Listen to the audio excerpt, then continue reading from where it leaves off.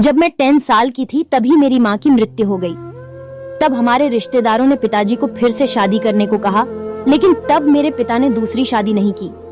उन्होंने कहा कि अगर मैंने दूसरी शादी कर ली तो सौतेली माँ मेरी बेटी के साथ कैसा व्यवहार करेगी, इसका कुछ अंदाजा नहीं।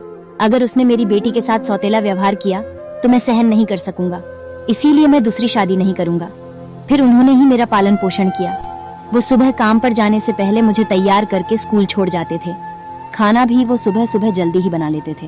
वो सुबह 5 बजे उठते, फिर घर का सारा काम खत्म करके मुझे स्कूल के लिए तैयार करते, मुझे नहलाते, फिर मुझे कपड़े पहनाकर मेरी छोटी करते, फिर टिफिन पैक करके मुझे स्कूल के लिए ले जाते। उसके बाद मैं अपने बुआ की लड़की के साथ स्कूल से आ जाती और पापा के काम से आने तक मैं अपने बुआ के घर ही रहती। पापा आने के बाद मुझे मेरी बुआ के घर से ले जाते और मुझे होमवर्क करवाकर खाना बनाते। खाना खाने के बाद वो मुझे कहानी सुनाते। मेरे पापा ही मेरी जिंदगी थे और मैं मेरे पापा की दुनिया थी। इस तरह मैंने अपना स्कूल पास किया और कॉलेज में जाने के लिए तैयार हो गई। मेरे पापा मुझे इस काबिल बनाना चाहते थे कि मैं किसी पर डिपेंड नहीं रहूं, हमेशा सेल्फ इंडिपेंडेंट रहूं। यही मेरे पापा की इच्छा थी। फिर मैंने कॉलेज ज्वाइन कर लिया और साथ ही मैंने एक पार्ट टाइम जॉब भी शुरू कर दी, जिससे मेरा कॉलेज का खर्च मैं ही निकालने लगी। दिन ऐसे ही बीतते रहे। मैं कॉलेज में एक लड़के से प्यार करने लगी थी और वो भी मुझसे प्यार करता था। मैंने इस बारे में पापा को भी बता दिया था। पापा को इससे कोई एतराज़ नहीं था क्योंकि वो उनके दोस्त का ही लड़का था।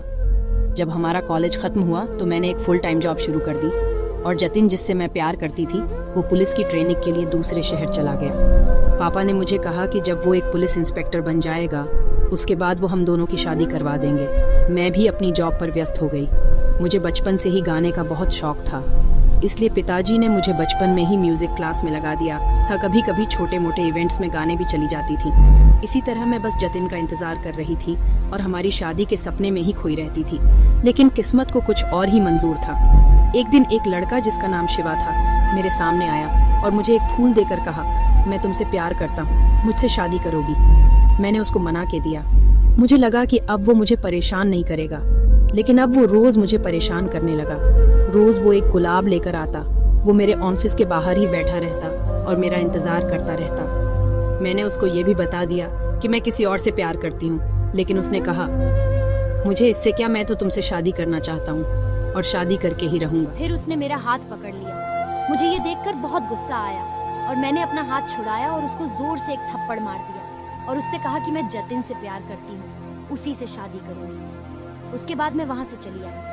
अगले दिन जब मैं ऑफिस से बाहर आई तो वो सामने ही खड़ा था। उसने मुझे कहा कि मुझे माफ कर दो, तो मैंने कहा कि कोई बात नहीं, मैंने तुम्हें माफ किया।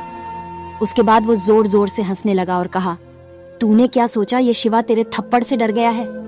तू मेरी नहीं होगी तो मैं तुझे किसी का भी नहीं होने दूंगा।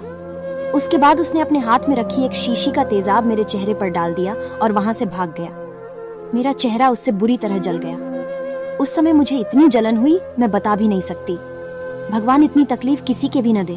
उसके बाद मुझे मेरे कलीग्स ने जल्दी से हॉस्पिटल में भर्ती किया और मेरे पिताजी को भी बुला लिया। उनकी क्या हालत हुई होगी मैं अच्छी तरह से समझ सकती हूँ।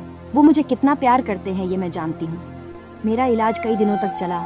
जब मुझे होश आया और जब मैंने अपना चेहरा देखा तो मेरे दुख का अंदाजा कोई भी नहीं लगा सकता। मैं इतनी दुखी हो गई। फिर मुझे डिस्चार्ज किया गया। जब मैं घर पर आई तो मैं अपने चेहरे को शीशे में देख देख कर रोने लगी। तब मेरे पापा ने कहा, बेटा चिंता मत करो, मैं तुम्हारे साथ हूँ, तुम कभी अकेली नहीं हो।